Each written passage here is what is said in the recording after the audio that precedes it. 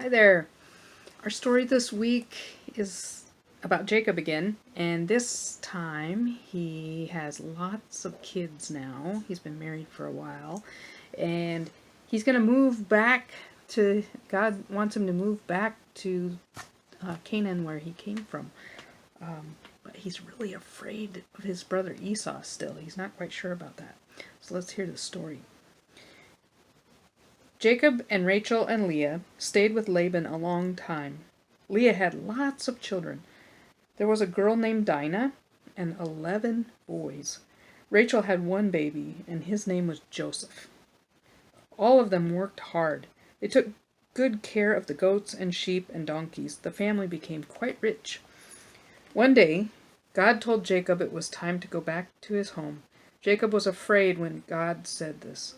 Jacob remembered the tricks he had played on his brother Esau. Maybe, he thought, if I give lots of presents to my brother, maybe he won't be angry anymore. So Rachel and Leah and Jacob and all their children and all the people who helped them and all the sheep and goats and donkeys began to move back to Canaan. There were so many, it looked like a whole town moving all at once. Jacob was still very worried. Sometimes he was afraid that Esau would kill him. Sometimes Jacob was really sorry for what he had done.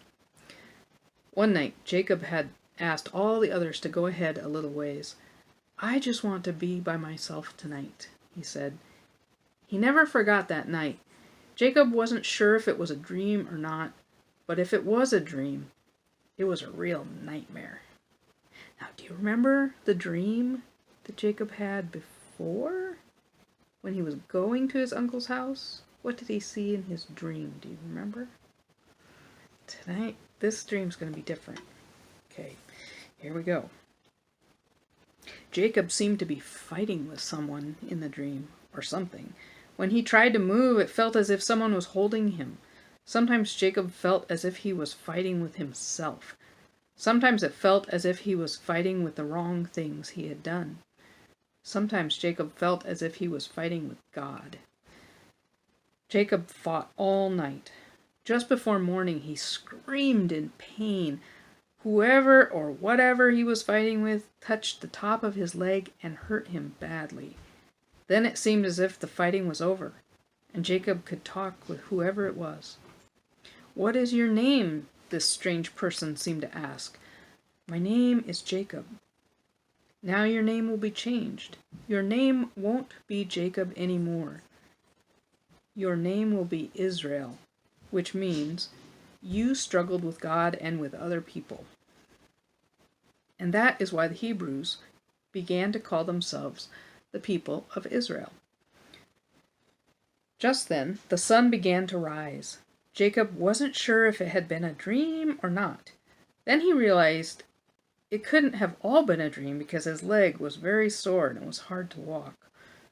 Very soon after that, Jacob sent many sheep and goats and donkeys ahead to Esau, hoping Esau wouldn't be angry anymore. When Jacob saw Esau coming, he saw a smile on Esau's face. Esau threw his arms around his brother and gave him a big hug and a kiss, and then they both had a good cry. They knew they could be brothers again.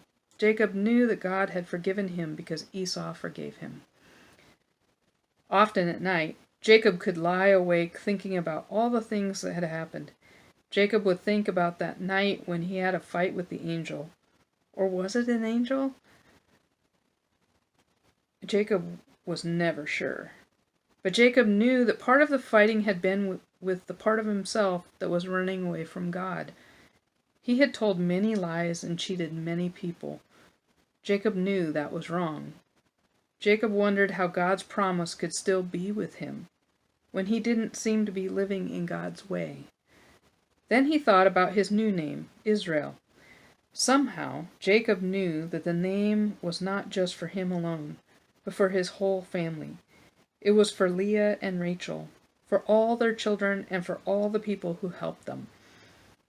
They could be called the people of Israel, the people who had struggled with God, the people who had struggled to know God's promise. That's the end of our story.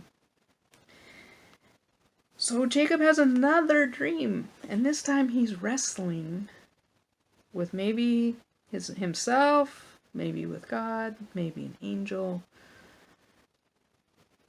But again, in this dream, he's given kind of a blessing by this new name that he's given.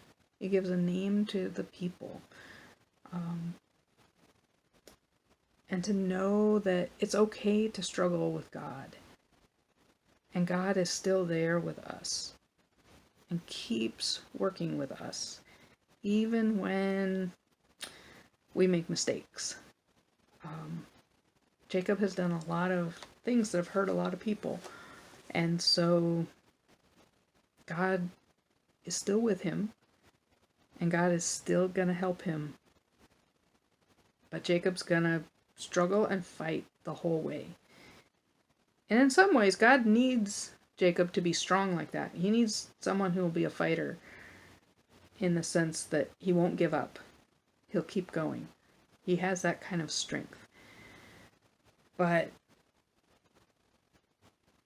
Jacob also has to get better at listening to God and living in God's way and not just doing what he wants because of what his heart tells him. Sometimes when we love something or want something so much, it can make us kind of goofy and do things that aren't necessarily the best for the people involved or for ourselves. And so God is still working with Jacob to help him learn some of these things. I wonder what picture you would make of this story. What part did you like best?